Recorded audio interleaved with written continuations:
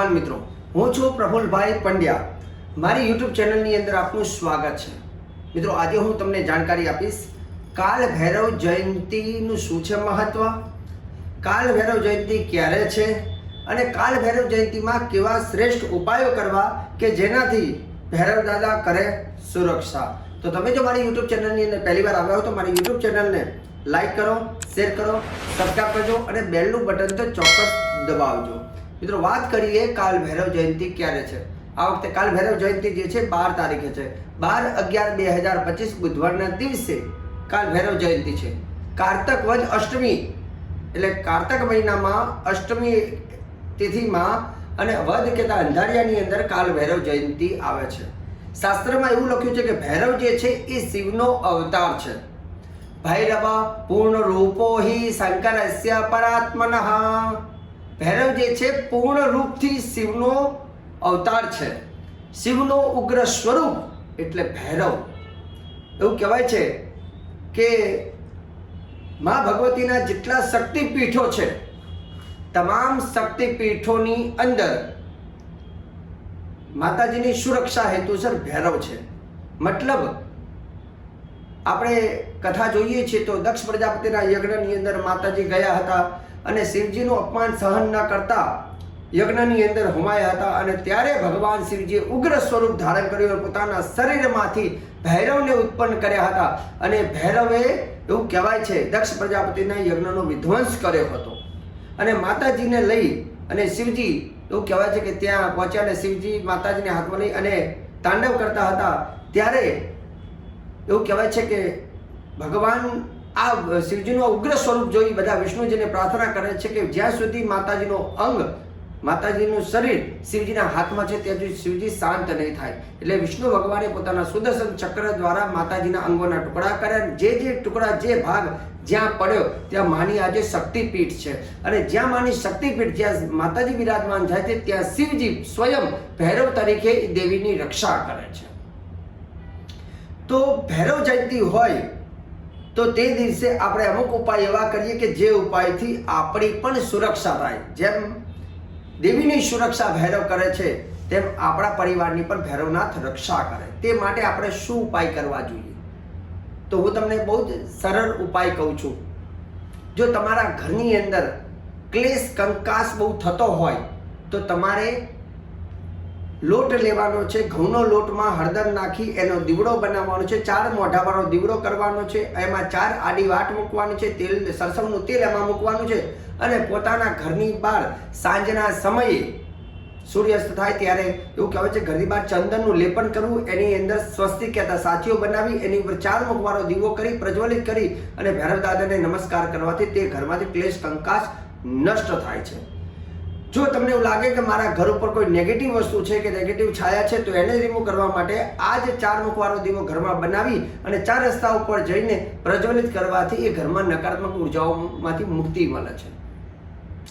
જો તમારા જીવનની અંદર બહુ ભય લાગતો હોય, ડર લાગતો હોય, શત્રુથી પીડાતા હોય અને જ્યારે મનુષ્યને ભય લાગે ને એટલે જીવનમાં આગળ ન વધી શકે તો ભયને દૂર કરો। વ્યવસાયમાં પણ ધંધા કરવા માટે પણ ભય લાગતો હોય છે તો ભયને દૂર કરવા માટેનો પણ શ્રેષ્ઠ ઉપાય તમને જણાવું છું।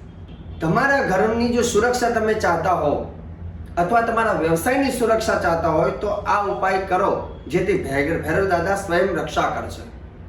જેમાં તમારે એક નાનકડું ત્રિશૂળ લેવાનું છે, એ ત્રિશૂળની ઉપર તેલ લગાવવાનું છે, સરસવનું તેલ, અને એની ઉપર સિંદૂરનું લેપન કરવાનું છે।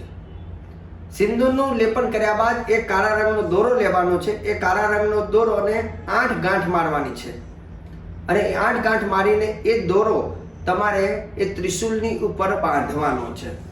પણ 8 ગાંઠ જ્યારે મારો છો ત્યારે 8 નામ ચોક્કસ બોલવાના, 8 નામ બોલીને તમારે એને ગાંઠ મારવાની અને પછી ત્રિશૂળની ઉપર બાંધવાનું છે અને ત્રિશૂળ પર બાંધ્યા પછી તમારા દેવ સેવામાં એ ત્રિશૂળ મૂકવાનું છે। ત્યાં તમારે સિંદૂરનું તિલક એ ત્રિશૂળને કરવાનું છે। સાથે સાથે ભૈરવ દાદાને તમારે ત્યાં ગુગળનું ધૂપ કરવાનું અને જલેબીનો થોડો પ્રસાદ અર્પણ કરવાનો। સાથે સાથે એ ત્રિશૂળની ઉપર એક લીંબુ મૂકવાનું છે અને લીંબુની ઉપર પણ તમારે ચંદનનું તિલક, એની વચ્ચે કંકુનું તિલક કરવાનું છે અને ત્યાર પછી ભૈરવ જયંતિના દિવસે આખી રાત દેવ મંદિરમાં રાખી બીજા દિવસે તેને પોતાના ઘર અથવા વ્યવસાયના સ્થાનમાં બાંધી દેવાનું છે. હવે રહી વાત કે તમને જે મેં કહ્યું કાળા દોરાની અંદર ગાંઠ મારવાની છે અને પછી બાંધવાનું છે. તો કાળા દોરામાં જ્યારે ગાંઠ મારો છો ત્યારે એક ગાંઠ મારો એટલે એક નામ ચોક્કસ આ ભૈરવ દાદાને બોલવાનું. ભૈરવ દાદાના 8 નામ જે છે 8 નામ બોલવાના, 8 ગાંઠ મારવાની. પહેલું નામ છે ઓમ અસિતાંગ ભૈરવાય નમઃ, બોલીને ગાંઠ મારો. બીજું નામ ઓમ રૂરુ ભૈરવાય નમઃ. ત્રીજું નામ ઓમ ચંડ ભૈરવાય નમઃ. ચોથું નામ ક્રોધ ભૈરવાય નમઃ, ઓમ ક્રોધ ભૈરવાય નમઃ. પાંચમું નામ ઓમ ઉન્મત્ત ભૈરવાય નમઃ, ઓમ કપાલી ભૈરવાય નમઃ. પછી ઓમ ભીષણ ભૈરવાય નમઃ અને ઓમ સંહાર ભૈરવાય નમઃ. તો ભૈરવ દાદાના દરેક જે નામ છે એ નામની આગળ ઓમ અને પાછળ નમઃ લગાવવાનું. અને આ રીતે અસિતાંગ ભૈરવ, રૂરુ ભૈરવ, ચંડ ભૈરવ, ક્રોધ ભૈરવ, ઉન્મત્ત ભૈરવ, કપાલી ભૈરવ, ભીષણ ભૈરવ અને સંહાર ભૈરવ 8 નામ બોલી 8 ગાંઠ મારી અને ત્રિશુલ ને તમારે એ દોરો બાંધી અને એ ત્રિશુલની પૂજા કરી ધૂપ આપી બીજા દિવસે ભૈરવ જયંતિના બીજા દિવસે તમારે તમારા ઘરના દરવાજા અથવા વ્યવસાયના સ્થાનમાં લગાવવાથી એ ભૈરવનાથ સ્વયં તમારા વ્યવસાયની અથવા તમારા ઘરની સુરક્ષા કરે છે. સાથે સાથે ત્રીજો ઉપાય તમને કહું છું. ત્રીજો ઉપાય જે છે એ ખાસ કરીને કોર્ટ કચેરીને લઈને છે. ઘણા બધા લોકોને કોર્ટ કચેરી ચાલતી હોય અને કોર્ટ કચેરીમાં ઘણા બધા થાકી ગયા હોય છે. તો કહેવાય છે કે ભૈરવનાથનો આ ઉપાય ભૈરવ જયંતિના દિવસે કરવાથી કોર્ટ કચેરીમાં રાહત મળે છે અથવા જલ્દીથી એમાં છુટકારો મળે છે. મિત્રો, જો કોર્ટ કચેરીમાં તમે રાહત ચાહતા હો, કોર્ટ કચેરીથી બચવા માંગતા હોય તો ભૈરવ જયંતિના દિવસે ભૈરવના 22 નામ એ પણ બહુ ચમત્કારી છે. તે ઉપાય તમે કરજો. ઘરેલું ઉપાય છે, કોઈ ખર્ચો થતો નથી. પણ ઘરે તમારે શું કરવાનું છે? તમારે દેવ સેવામાં એક તેલનો દીવો કરવાનો છે. રાત્રિના સમયે સૂર્ય અસ્ત થયા પછી તમારે આ ભૈરવ દાદાના જે નામ જે છે 22 નામની 22 માળા કરવાની. એક નામની એક માળા એટલે 22 નામની 22 માળા કરવાની છે. ખાલી મંદિરમાં તેલનો દીવો કરી અને સ્નાન કરીને મંદિરની સામે બેસીને આ માળા કરવાની છે. ભૈરવ જયંતિના દિવસે આ 22 નામની જો માળા કરવામાં આવે છે તો ભૈરવ એવું કહેવાય છે તમારી જે ભય છે, તમારી જે પીડા છે, તમારી જે મુશ્કેલી છે, કોર્ટ કચેરીના ધક્કા છે, આ બધી વસ્તુમાં તમને ભૈરવ દાદા રાહત આપે છે. તો 22 નામ કયા છે એ નામ, એ મંત્ર તમે લખી લો. પહેલો છે ઓમ બટુક નાથાય નમઃ, ઓમ બટુક નાથાય નમઃ. બીજું નામ ઓમ સારભૂતાય નમઃ. ત્રીજો મંત્ર ઓમ ત્રૈલોક્ય નાથાય નમઃ. ચોથો મંત્ર ઓમ નાથ નાથાય નમઃ. પાંચમો મહામંત્ર ઓમ બટુકાય નમઃ. છઠ્ઠો મંત્ર ઓમ કાલિકા નાથાય નમઃ. સાતમો મંત્ર ઓમ કામદાય નમઃ. આઠમો મંત્ર ઓમ લોક રક્ષકાય નમઃ. લોક રક્ષકાય નમઃ. આઠમું નામ છે ઓમ લોક રક્ષકાય નમઃ. નવમું નામ છે ઓમ ભૂતનાથાય નમઃ. દસમું નામ ઓમ ગણશ્રેષ્ઠાય નમઃ. 11મું નામ ઓમ વીર વંદ્યાય નમઃ. 12મું નામ છે ઓમ દયાનિધયે નમઃ. 13મું નામ ઓમ કપાલિને નમઃ. 14મું નામ ઓમ કુંડલિને નમઃ. 15મું નામ ઓમ ભીમાય નમઃ. 16મું નામ ઓમ ભૈરવાય નમઃ. નામ ઓમ ભીમ વિક્રાય નમઃ. 18મું નામ ઓમ વ્યાલ યજ્ઞો પવિને નમઃ.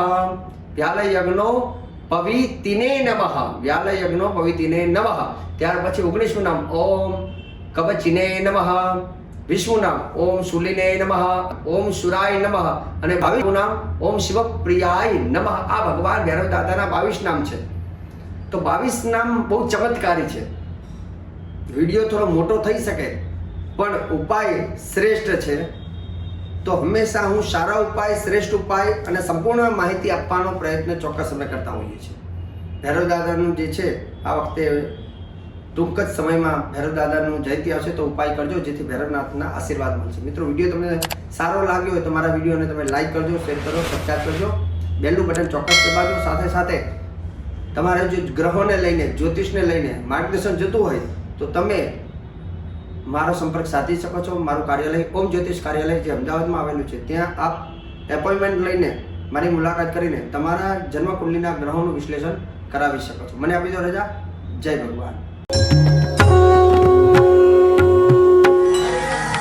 જય ભગવાન.